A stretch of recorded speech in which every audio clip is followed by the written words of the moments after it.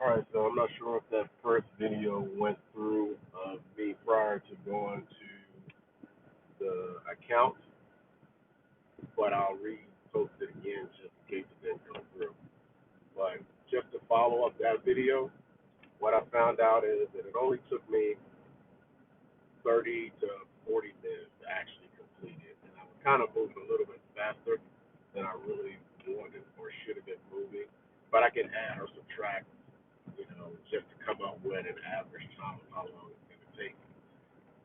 Some things that I've noted that I need to pay attention to, and that maybe you'll need to pay attention to, is that when you're trying to figure out, okay, making it simple and figure out what each employee or contractor, whether you use a W-2 employee or you use a 1099 contractor, you should have a basic kit of what's going to be needed for each job. Some accounts or some employees have their own. Well, let's put it this way: 1099 contractors are theoretically supposed to supply their own supplies and equipment in order to fit into the guidelines of what's considered a 1099 contractor.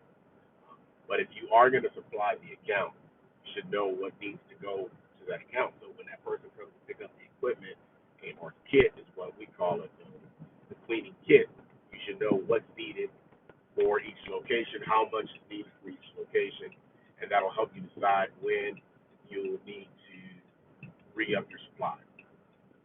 So what I realized with this location, because it's a location where contractors are still doing cleaning or renovating or what have you with the project, you need to put some type of sign that says that the bathrooms are closed, because if not, you keep getting interrupted by, can I use the bathroom? How long is it going to be? So if you have a sign in the future, that'll kind of negate that. You don't have to sit there and waste time trying to tell people, multiple people, that the bathrooms are being serviced.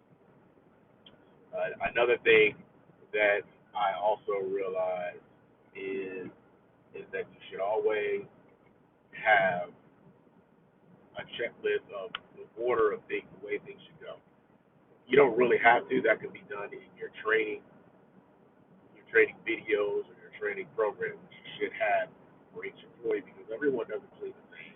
You have people that clean that are a little bit more detailed than others.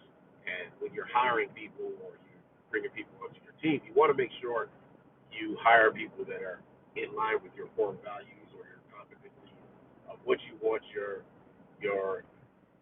the image of your business to be. So you want people that are having attention to detail. You want to kind of hire people that kind of exude that characteristic. Now, how you figure that out? Questions and just trial and error kind of helps you out, but there's no like way you can spot somebody just off of the interview to figure out what type of person that is. But that's neither here nor there. So you want to have that in line. You want to know, okay, you want to work top to bottom to kind of uh, restrict you or kind of minimize you having to go back over something you've already done. The last time we did the restaurant, forgot to do the vents. So after we had cleaned, I looked up like, oh man, I didn't do the vents. So now we had to go and dust it and then sweep it again after we've already cleaned down, below. So now that kind of takes away from your time. So this time I remember to do that.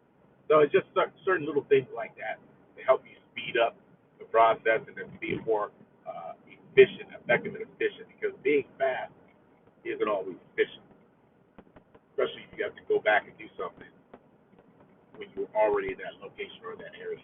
So that's something you should just also think about. But to finish or close the video out, the main purpose of this video is to let you know I've already done the clean. I calculated how long it should take, roughly 30 to 45 minutes. So then you decide, okay, how am I going to pay somebody? Am I going to pay them hourly, or am I going to pay them by the job? For a job this small, I would probably go with by the job. So, for instance, if you get $50 per clean as the owner of the business, you want to pay your person anywhere from 25 $30, something like that. 20, 25, $30. I'm a proponent